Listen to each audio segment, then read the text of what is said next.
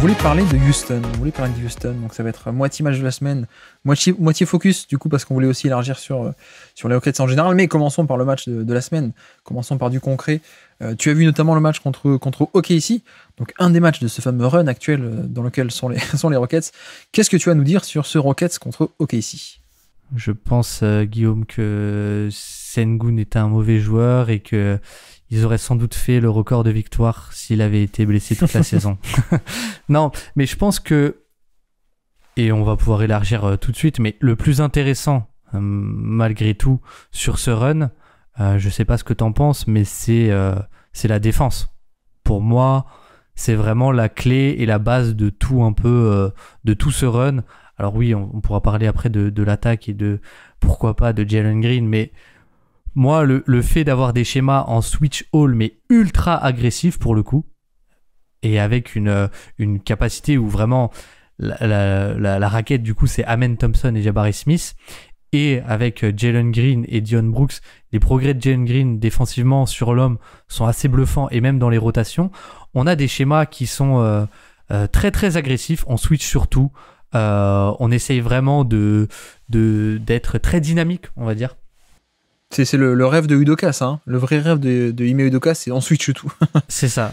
Et ça me fait penser un peu au schéma qu'avait le Thunder l'an passé, dans une certaine mesure défensivement, où on va vraiment boucher, on va dire, l'accès au cercle, même si on n'a pas de protecteur de cercle, mais en fait, on a tellement des joueurs dynamiques et on concède tellement peu de décalage qu'on concède aussi pas forcément énormément de tirs au panier.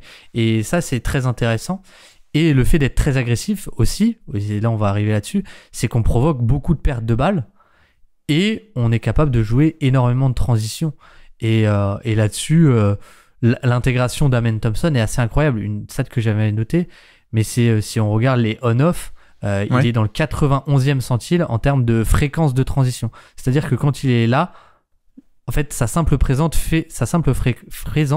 fait qu'on provoque beaucoup plus de pertes de balles, de par les schémas, parce que là, c'est une stat sur l'ensemble de la saison, évidemment, mais aussi parce que c'est un formidable playmaker défensif pour un rookie qui a déjà un cerveau et des outils physiques assez impressionnants. Et donc, on peut jouer beaucoup plus de transitions et ça débloque pas mal de choses, je trouve, pour cette équipe, en tout cas.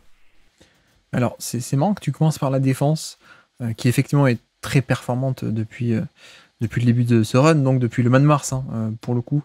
Je sais plus exactement la date de la blessure de Sengun, je crois que c'est contre Sacramento, en fin de match. Donc Phoenix, OKC. C'était le 10 mars, il me semble.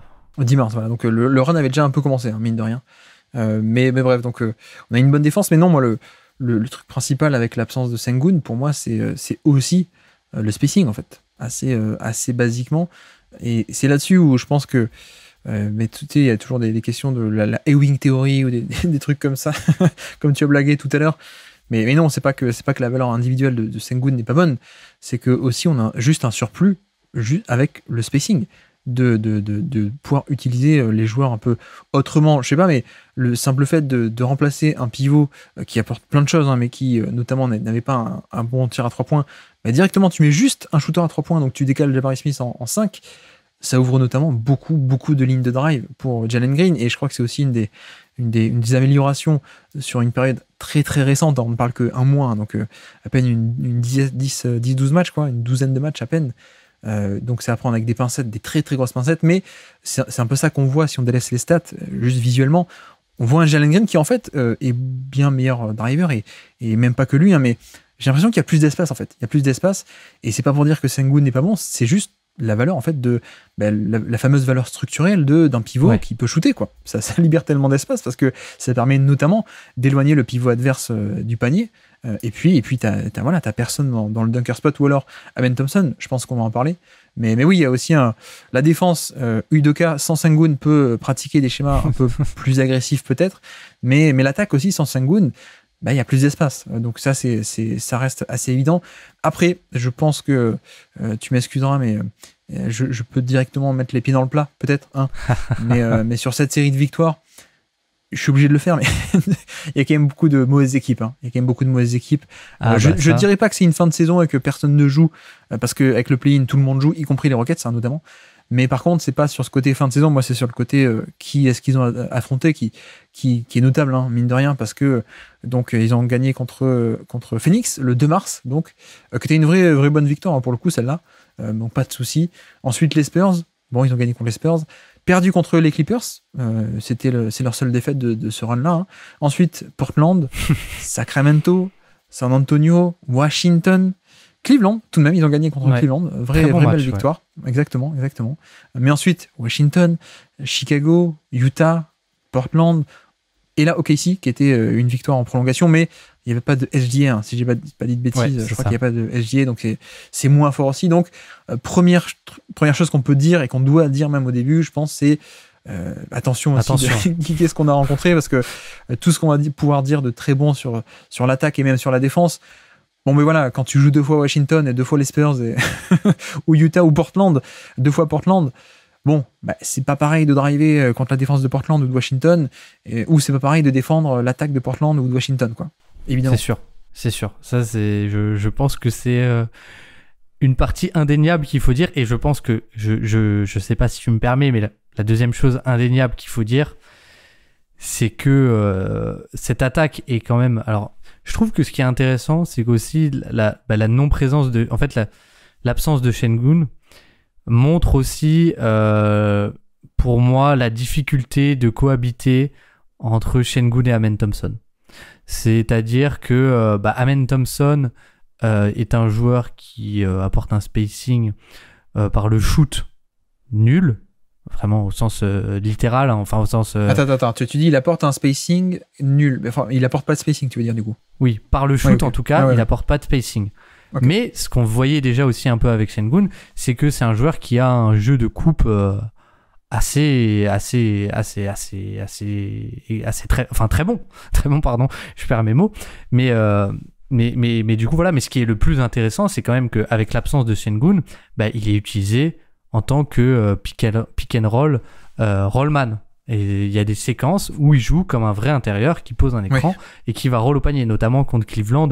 Je crois qu'il y a 2-3 séquences où c'est assez impressionnant là-dessus. Il y en a même une qui finit avec un gros un poster sur Jarrett Allen, si je dis pas de bêtises. Et en fait, je trouve que ça le débloque complètement offensivement, parce qu'on est vraiment sur un joueur qui athlétiquement a des qualités assez uniques.